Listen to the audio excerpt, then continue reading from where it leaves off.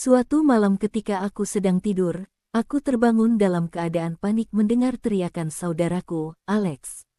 Saya berlari ke kamarnya dan mendapati dia terbaring di tempat tidurnya, menggeliat ke sana kemari. Dia berteriak, "Jangan pergi, Noah. Jangan pergi. Kamu seharusnya jangan pernah mendekati laki-laki itu." "Tidak pernah. Tidak pernah." Saya mengguncangnya kuat-kuat, dan akhirnya dia terbangun. Aku bertanya padanya apa yang salah, dan dengan air mata mengalir di wajahnya, dia memberitahuku mengapa dia mengalami mimpi buruk.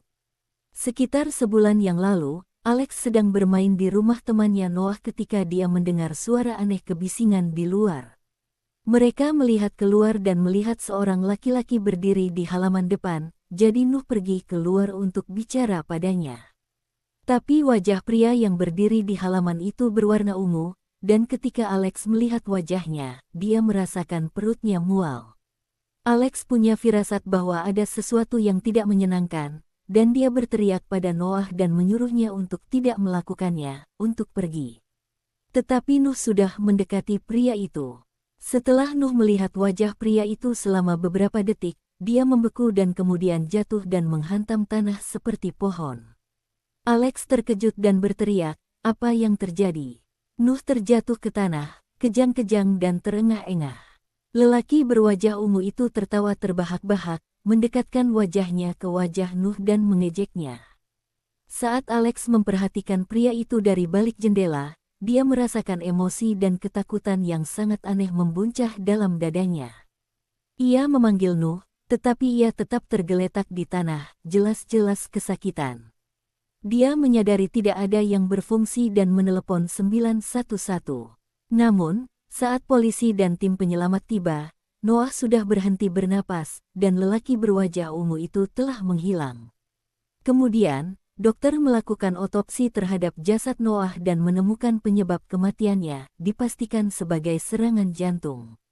Namun tubuhnya tidak terluka, tidak ada luka atau memar, dan tidak ada zat berbahaya ditemukan di tubuhnya.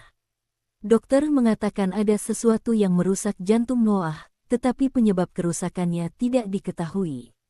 Dokter itu bingung dan berkata bahwa ini adalah pertama kalinya dia melihat kasus seperti ini. Alex terdiam. Dia tahu dia melihat Nuh berguling kesakitan sebelum dia meninggal, tapi Nuh tampaknya sehat, dan dia bermain normal dengan Alex sampai beberapa detik sebelum dia bertemu dengan wajah ungu pria. Ketika lelaki berwajah ungu itu menatap wajah Nuh, Nuh tiba-tiba pingsan. Alex menceritakan hal ini kepada polisi, tetapi mereka tidak mendengarkannya. Sejak hari itu, Alex menderita ketakutan dan rasa bersalah yang luar biasa, tetapi beberapa waktu kemudian, dia mendengar berita yang lebih mengejutkan. Dalam waktu 3 hari setelah kejadian awal, 3 orang lainnya mengalami serangan jantung di lingkungan kami. Di antara mereka, 2 orang meninggal dan 1 orang selamat.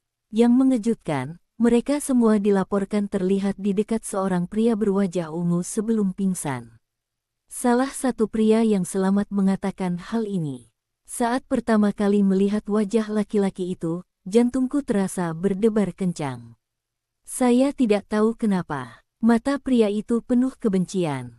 Dingin itu es, dan senyum itu berbau darah.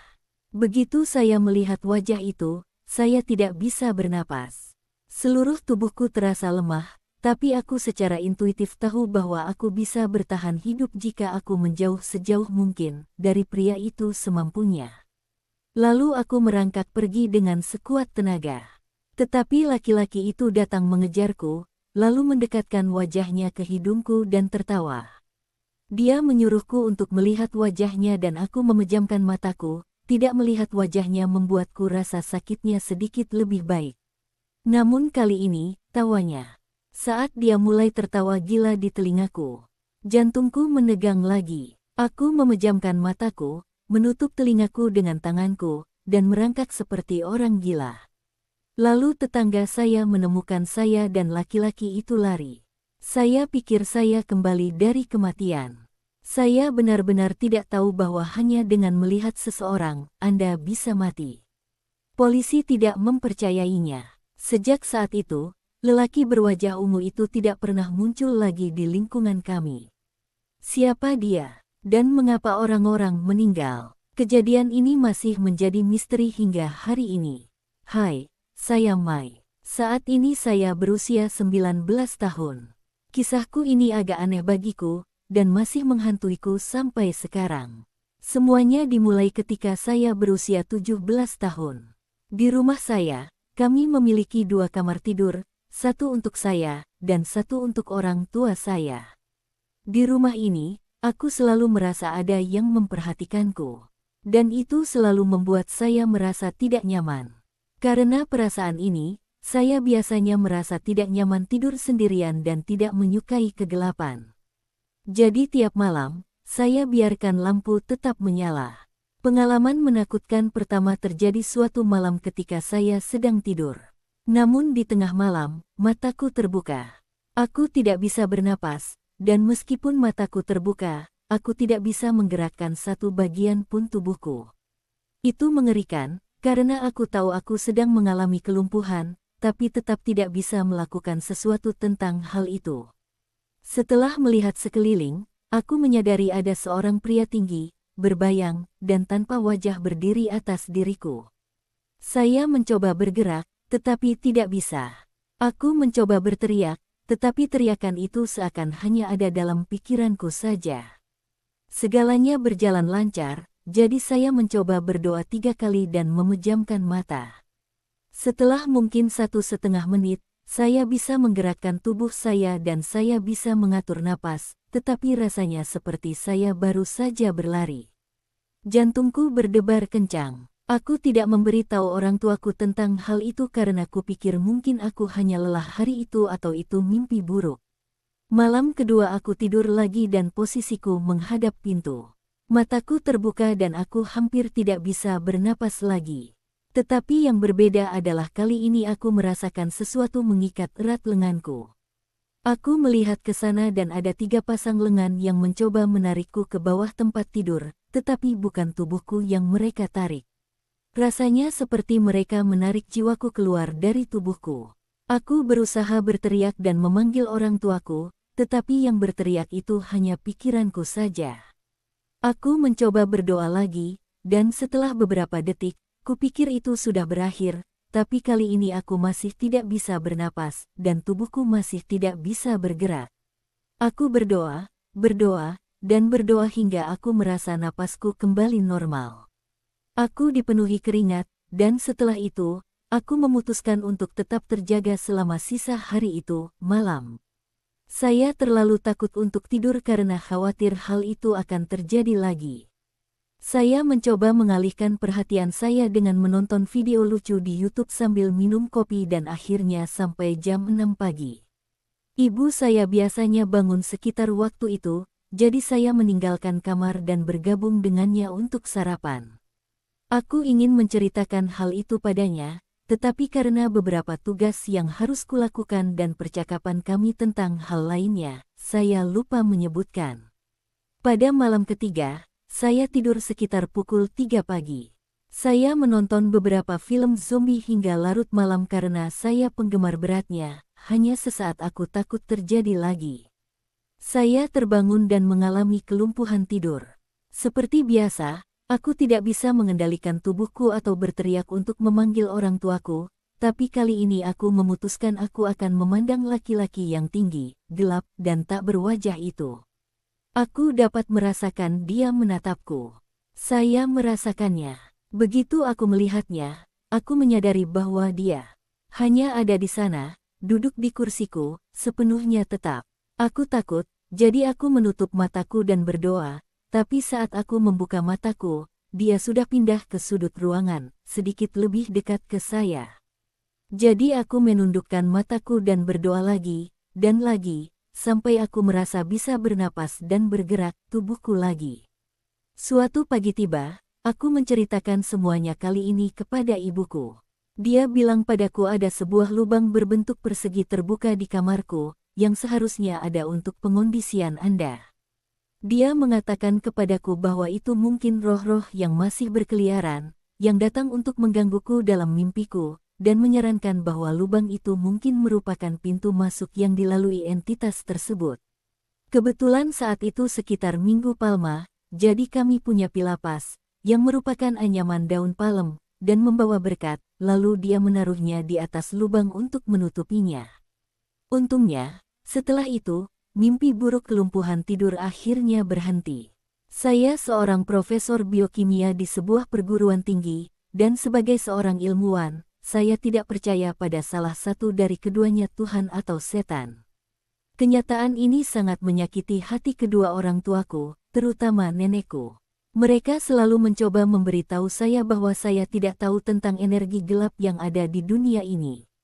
Saya akan mengangkat bahu dan menertawakan pernyataan tersebut.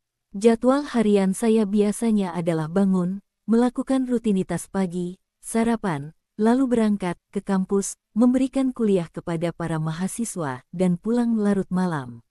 Suatu hari, perguruan tinggi kami menerima undangan untuk mengikuti lokakarya ilmu hayati di perguruan tinggi ternama di negara bagian. Itu adalah sekolah yang mempunyai prestise yang sama dengan Ivy League, jadi saya dengan senang hati menerimanya. Lokakarya ini berlangsung selama 2 hari dengan pengaturan di asrama perguruan tinggi.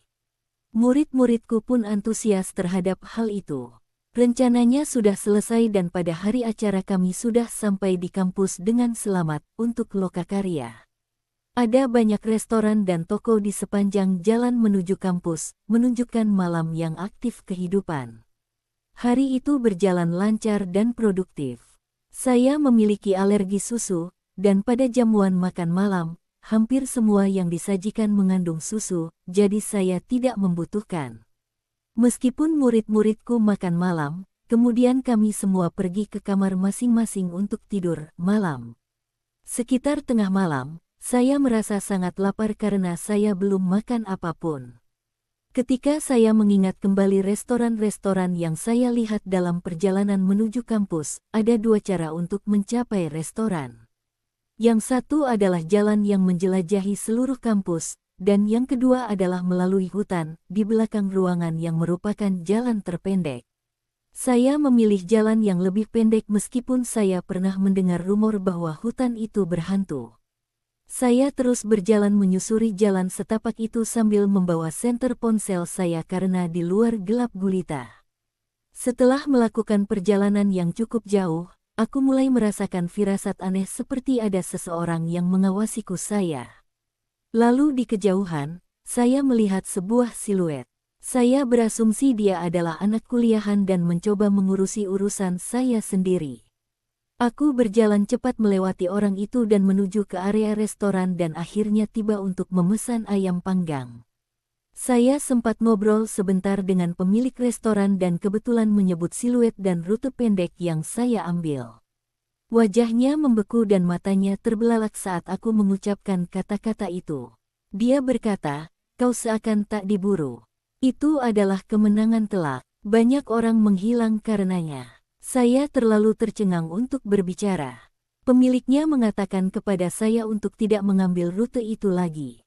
Saya menurutinya dan berlari sekencang-kencangnya melewati kampus, menuju kamar saya. Sampai hari ini aku belum menceritakan kejadian ini kepada orang lain dan aku menjadi sangat religius sejak saat itu, yang mengejutkan keluarga saya.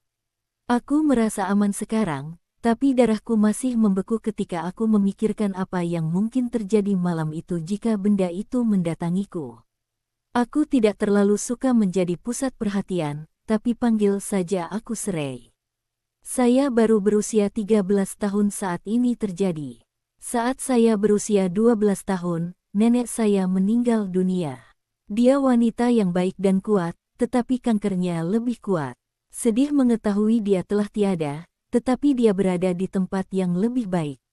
Dia meninggal dunia di kamar tidurnya ketika sedang tidur. Meskipun dia sudah meninggal, aku selalu merasa bahwa dia selalu ada dan mengawasiku. Kapanpun aku masuk ke kamar tidurnya, tapi tidak dengan cara yang kupikirkan. Beberapa saat setelah saya berusia 13 tahun, suatu hari khususnya, saya membutuhkan tempat untuk belajar di sekolah. Kamarnya bersih dan sangat tenang, jadi menurutku kamarnya adalah tempat terbaik yang bisa ku tempati. Pergi. Aku duduk di atas barang-barangku dan pergi ke kamarnya. Aku duduk di tempat tidurnya dan mulai belajar. Lalu saya terganggu oleh beberapa bisikan. Saat itu aku pikir itu suara ibuku yang memanggilku dari luar karena suaranya sangat samar. Saya keluar dan menemukan ibu saya di taman. Ya, ibu, kamu meneleponku. Saya membalas. Dia menatapku dengan cara yang aneh dan kemudian berkata, apa? Tidak, Srey, aku tidak meneleponmu. Aneh sekali, pikirku dalam hati. Aku pikir ibuku mempermainkanku, jadi aku keluar dan kembali ke kamar untuk belajar.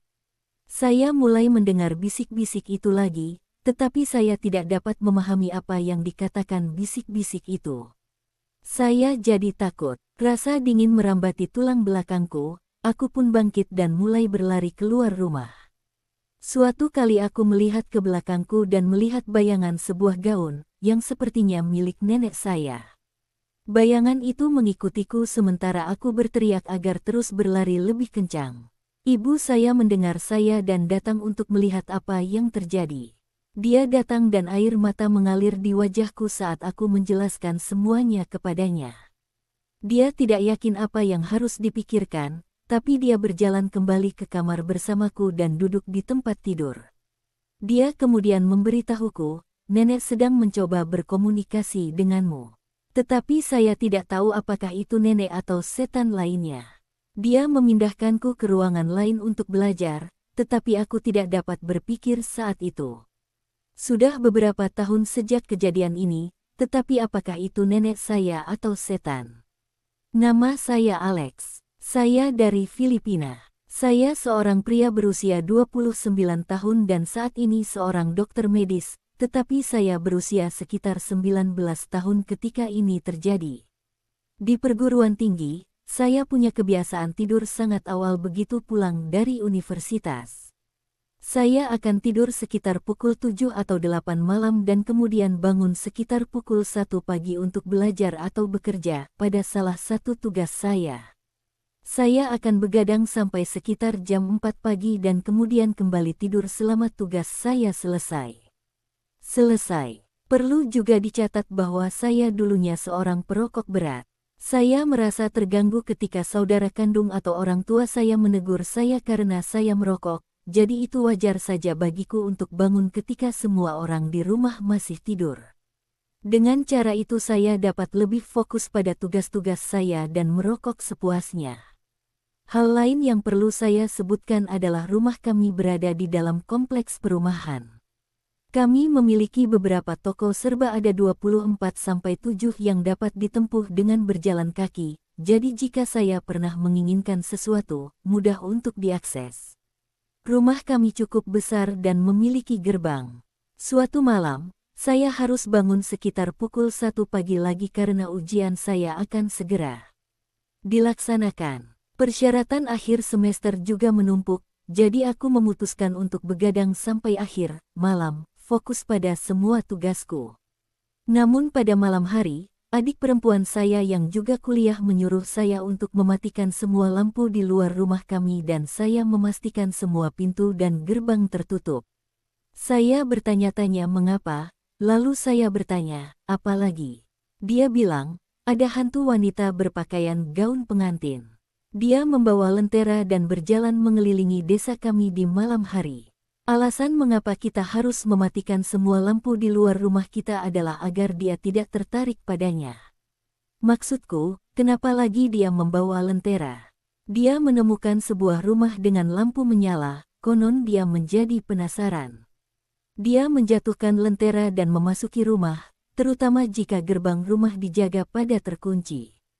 Lalu, dia diduga tinggal bersama keluarga itu. Aku pikir dia bercanda. Dia tahu bahwa saya selalu bangun sekitar pukul 1 pagi untuk belajar atau fokus pada tugas saya. Dia juga tahu kalau saya perokok berat, dan saya membuat rumah saya bau karena asap rokok orang lain, kapanpun saya melakukannya. Ya, benar, hantu. Kita sudah dewasa, Dick. Menurut Anda, sudah saatnya kita melupakan cerita hantu ini.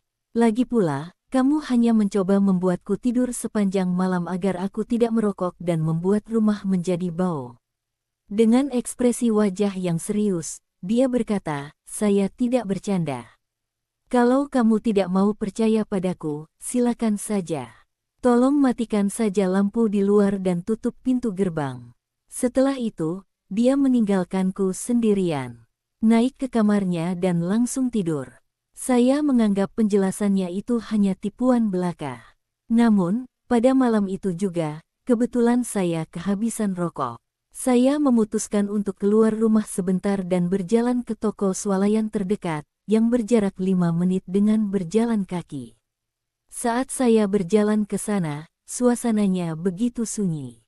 Saat itu sudah jam 3 pagi, rumah tetangga kami lampunya dimatikan, jadi suasananya pun cukup gelap.